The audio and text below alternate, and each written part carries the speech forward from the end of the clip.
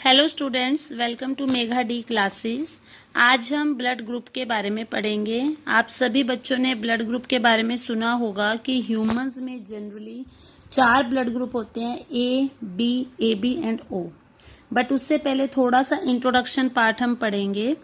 तो human beings में जो ब्लड है वो वैसे तो दिखने में बिल्कुल एक जैसा होता है, कंपोजिशन भी उसकी सिमिलर होती है, बट उसके अलावा भी हमने ब्लड को 2 ग्रुप्स के अकॉर्डिंगली डिवाइड किया है। एक ग्रुप होता है एबीओ ब्लड ग्रुप, क्योंकि इसके अकॉर्डिंगली हमने ह्यूमन बीइंग्स में 4 ब्लड ग्रुप्स बनाए हैं, ए, बी, एबी और ओ। और एक और ग्रुपिंग आती है जिसको आप RH बोलते हो, RH फैक्टर। तो इसके अकॉर्डिंगली जो पर्सन है उसका ब्लड ग्रुप पॉजिटिव भी हो सकता है, नेगेटिव भी हो सकता है। तो पहले हम बात करेंगे एबीओ ग्रुपिंग के बारे में। तो सबसे पहले आता है कि एबीओ ब्लड ग्रुपिंग की खोज किसने की थी, who was the discoverer. So this blood group was discovered by Karl Landsteiner, और ये डिस्कवरी उसने की थी 1901 में, और इसके लिए उसको नोबेल प्राइज भी मिला था 1930 में। तो एबीओ ब्लड ग्रुपिंग के अकॉर्डिंगली आप ये कह सकते हो कि जो भी हमारे आरबीसीज होते हैं, रेड ब्लड सेल्स होते हैं, उन पे 2 तरह के एंटीजेंस पाए जाते हैं। एक एंटीजन होता है ए, एक एंटीजन होता है बी। यहाँ पर बच्चों आपको 2 वर्ड्स मिलेंगे, एक वर्ड है एंटीजन और एक अभी हम आगे बात करेंगे एंटीबॉडी की। तो सबसे पहले मैं आपको इनमें डिफरेंस बता दूं। कोई भी ऐसा केमिकल, कोई भी ऐसा एजेंट जिसकी वजह से हमारा इम्यून सिस्टम एक्टिव हो जाता है, मतलब जिसको देखते ही हमारे इम्यून सिस्टम के अंदर किसी भी टाइप का रिएक्शन जनरेट हो जाता है, उसे हम एंटीजन बोलते हैं। जैसे मान लो आप हवा में चले गए, कोई डस्ट के पार्टिकल्स आपकी नाक में आ गए, सो दैट इज ऑल्सो एंटीजन। इसी तरीके से मान लो कोई पोलन ग्रेन्स हैं फ्लावर के, वो आपको आके टच हो रहे हैं, सो दैट इज ऑल्सो एंटीजन। मतलब कोई भी ऐसी चीज जिसको हमारी बॉडी देख के रिस्पॉन्स जनरेट करती है, इम्यून रिस्पॉन्स जनरेट करती है, उसे हम एंटीजन बोलते हैं। तो जनरली हमारी आरबीसी पे 2 तरह के एंटीजेंस पाए जाते हैं, antigen A and antigen B. और इन एंटीजेंस के अगेंस्ट, यानी कि इनसे लड़ने के लिए या इनके खिलाफ जो केमिकल्स या आप कह सकते हो जो प्रोटीन्स हमारी बॉडी के अंदर बनते हैं, that proteins are known as the antibodies. तो आरबीसी के ऊपर ये 2 एंटीजेंस प्रेजेंट हैं। तो इन एंटीजेंस के लिए जो एंटीबॉडीज बनेंगी वो बनती हैं हमारे प्लाज्मा में। मैंने आपको कल अपने लेक्चर में ऑलरेडी बता दिया था कि प्लाज्मा क्या होता है, ब्लड की कॉम्पोजिशन में हमने देखा था। तो प्लाज्मा के अंदर इसके अगेंस्ट एंटीबॉडीज जनरेट होती हैं। तो अगर हम डिस्ट्रीब्यूशन देखें तो हमने ब्लड ग्रुप को 4 कैटेगरीज में बांट दिया है, ए, बी, एबी, ओ। और अगर आपको ये देखना हो कि इनमें से कौन से ब्लड ग्रुप से कौन सा एंटीजन बनता है और कौन सा एंटीबॉडी बनता है, तो वो यहाँ पे आपको टेबल 18.1 में दिखाया गया है। बट टेबल को डिस्कस करने से पहले जो चीज मैं आपको बताना चाहूंगी वो ये है कि एक तो आपको यहाँ पर ये ध्यान रखना है कि हम रैंडमली किसी भी पर्सन के अंदर किसी दूसरे पर्सन का ब्लड नहीं चढ़ा सकते।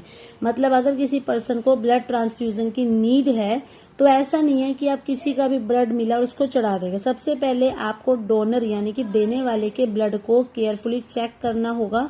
अगर वो रेसिपिएंट यानी कि लेने वाले के ब्लड के साथ मैच होता है, ओनली देन आप ब्लड ट्रांसफ्यूजन कर सकते हो।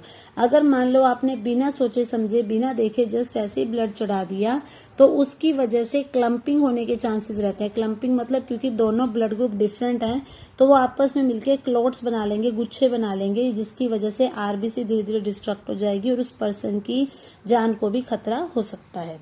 तो यहाँ पर आपको टेबल में दिखाया गया है कि कौन कौन से हमारे अंदर पाए जाने वाले 4 ब्लड ग्रुप्स हैं और उन ब्लड ग्रुप्स पे कौन कौन से एंटीजेंस प्रोड्यूस होते हैं। तो यहाँ पर आपको बच्चों जो ध्यान रखनी है बात वो ये है कि जो एबी ब्लड ग्रुप है, एबी ब्लड ग्रुप को हम यूनिवर्सल रेसिपिएंट बोलते हैं। रेसिपिएंट का मतलब होता है लेने वाला और यूनिवर्सल का मतलब होता है पूरे विश्व से।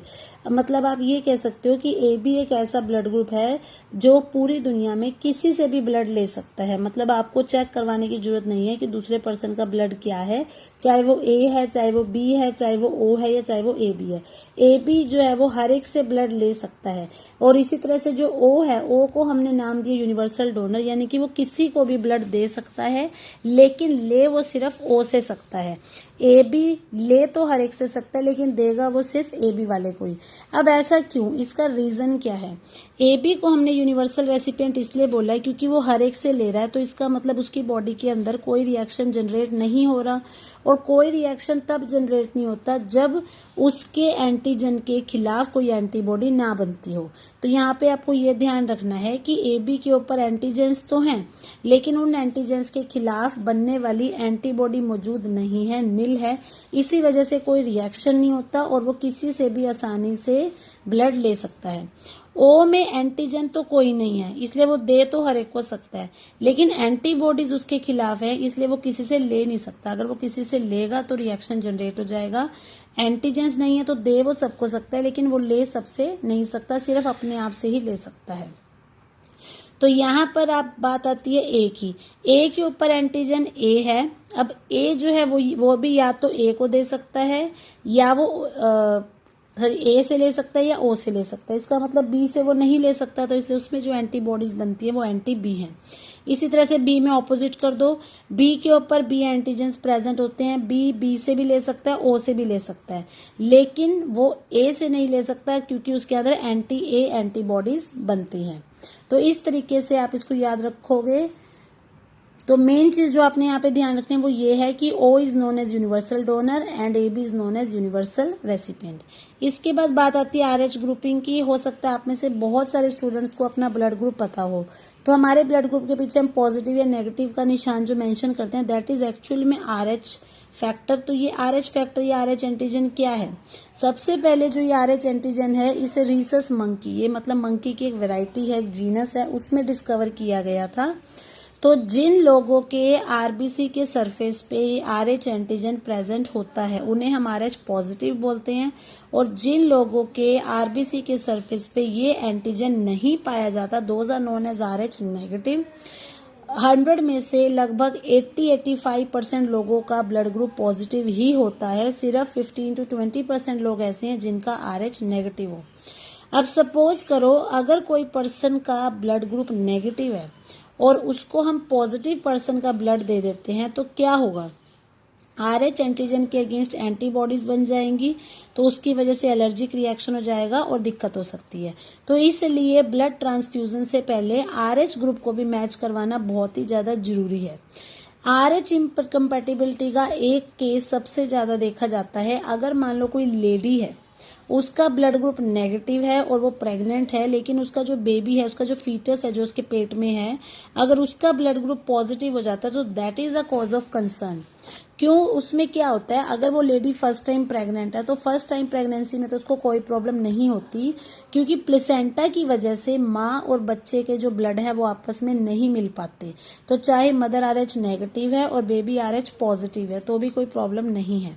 बट अगर वो लेडी सेकेंड टाइम प्रेग्नेंट होती है तो क्या होता है, डिलीवरी के दौरान हो सकता है फर्स्ट डिलीवरी के टाइम ऐसा हुआ हो कि माँ के ब्लड के अंदर फीटस का ब्लड हल्का फुल्का मिक्स हो गया हो, तो उसकी वजह से माँ के ब्लड के अंदर बच्चे के ब्लड के लिए एंटीबॉडीज जनरेट हो गई हो। तो जो फर्स्ट बेबी है एंटीबॉडीज तो उसके अगेंस्ट भी जनरेट हुई होंगी, लेकिन वो बेबी तो बॉर्न हो चुका है तो उसको तो कोई रिस्क नहीं है। लेकिन जब सेकंड टाइम वही लेडी प्रेग्नेंट होगी और यही सिचुएशन मान लो नेक्स्ट टाइम भी हो जाती है, दोबारा से अगर बच्चा पॉजिटिव है तो माँ की बॉडी के अंदर ऑलरेडी उसके लिए एंटीबॉडीज बनी हुई हैं, तो जैसे ही वो लेडी अगेन प्रेग्नेंट होगी तो उसकी बॉडी में एलर्जिक रिएक्शन जनरेट हो जाएगा, यानी कि माँ की ब्लड से होते हुए, बॉडी से होते हुए प्लेसेंटा के थ्रू ये एंटीबॉडीज उस बच्चे के ब्लड में चली जाएंगी और वहां जाके उसके आरबीसी को डिस्ट्रॉय कर देंगी। इसकी वजह से जो बच्चा है जो स्टिल अपनी मदर के वॉम में है वो उसको एनीमिया यानी कि खून की कमी भी हो सकती है, पीलिया भी हो सकता है, या आप कह सकते हो एक्सट्रीम कंडीशन में हो सकता है उसकी डेथ भी हो जाए।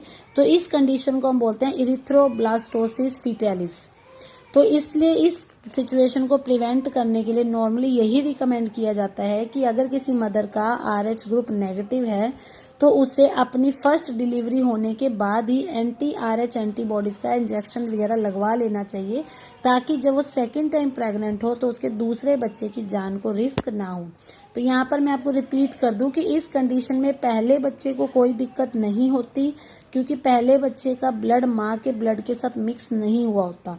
लेकिन जब पहला बच्चा हो जाता है तो डिलीवरी के टाइम हो जाता है कि फर्स्ट वाले बच्चे का ब्लड हल्का फुल्का मदर के ब्लड में चला जाए, तो वहाँ पे एलर्जिक रिएक्शन जनरेट होने के चांसेस रहते हैं। तो ड्यू टू भी जो सेकेंड डिलीवरी है उसमें प्रॉब्लम आ सकती है। इसके बाद नेक्स्ट आता है कोएगुलेशन ऑफ ब्लड। कल मैंने आपको बताया था कि हमारे ब्लड के अंदर जो प्लेटलेट्स हैं वो जनरली ब्लड को क्लॉट करने में हेल्प करते हैं। तो जब हमारी किसी फिंगर पे या कहीं पर भी कोई चोट लग जाती है तो हम देखते हैं कि जो हमारा वाउंड है यानी कि जो जख्म है वो ज़्यादा समय तक उसमें से ब्लड नहीं बहता, थोड़ी देर बाद ऑटोमेटिकली जो ब्लड है वो रुक जाता है, ब्लड के ऊपर कोएगुलेशन या क्लॉटिंग आ जाती है, मतलब एक खुरंड सा आ जाता है। तो ये मैकेनिज्म इसलिए है ताकि हमारी बॉडी में से ब्लड के लॉस को रोका जा सके। इसके अलावा थोड़े दिनों बाद हम देखते हैं उसके ऊपर एक ब्राउन सी परत जम जाती है जिसको हम क्लॉट या कोएगुलम बोलते हैं। ये क्लॉट बनाने के लिए बहुत सारे थ्रेड्स होते हैं जिन्हें आप बोलते हो फाइब्रिन, मतलब वो एक तरह से एक जाल, एक गुच्छा सा बना लेते हैं। उसके अंदर वो ब्लड के डैमेज्ड पार्ट्स को ट्रैप कर लेते हैं। और इसमें क्या होता है, एक एंजाइम होता है थ्रोम्बिन। थ्रोम्बिन एंजाइम की हेल्प से जो इनएक्टिव फाइब्रिनोजन है वो फाइब्रिन में कन्वर्ट हो जाता है और उसी फाइब्रिन से क्लॉट बनता है। अब ये जो थ्रोम्बिन है इस थ्रोम्बिन को प्रोथ्रोम्बिन बनाता है और इसको कैटालाइज करता है थ्रोम्बोकाइनेज। मतलब ये सारे रिएक्शन लिंक्ड हैं। एक एंजाइम का प्रोडक्ट दूसरे के लिए एंजाइम का काम करेगा, फिर वो दूसरे का तीसरे के लिए करेगा। तो सबसे पहली चीज आपको ये ध्यान रखनी है कि सबसे पहले एक प्रोथ्रोम्बिन है, वो प्रोथ्रोम्बिन इनएक्टिव है। थ्रोम्बोकाइनेज एंजाइम की प्रेजेंस में वो प्रोथ्रोम्बिन एक्टिव होकर थ्रोम्बिन बन जाएगा। फिर वो थ्रोम्बिन इनएक्टिव फाइब्रिनोजन को एक्टिव करके फाइब्रिन बना देगा, उस फाइब्रिन से ब्लड क्लॉट बन जाता है।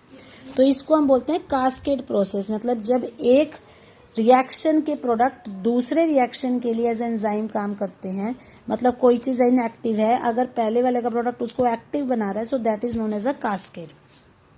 तो जब भी हमें कहीं चोट लग जाती है या ट्रॉमा हो जाता है तो उसकी वजह से हमारे ब्लड के प्लेटलेट्स कुछ फैक्टर्स रिलीज करेंगे जिसकी वजह से कोएगुलेशन हो जाएगी, और कुछ फैक्टर्स जिसे टिश्यूज रिलीज करेंगे उनसे भी कोएगुलेशन हो सकती है। कैल्शियम आयंस जो है वो भी क्लॉटिंग में एक इम्पॉर्टेंट रोल प्ले करती हैं। तो इससे आगे के जो टॉपिक्स हैं उसको हम अपनी नेक्स्ट वीडियो में डिस्कस करेंगे।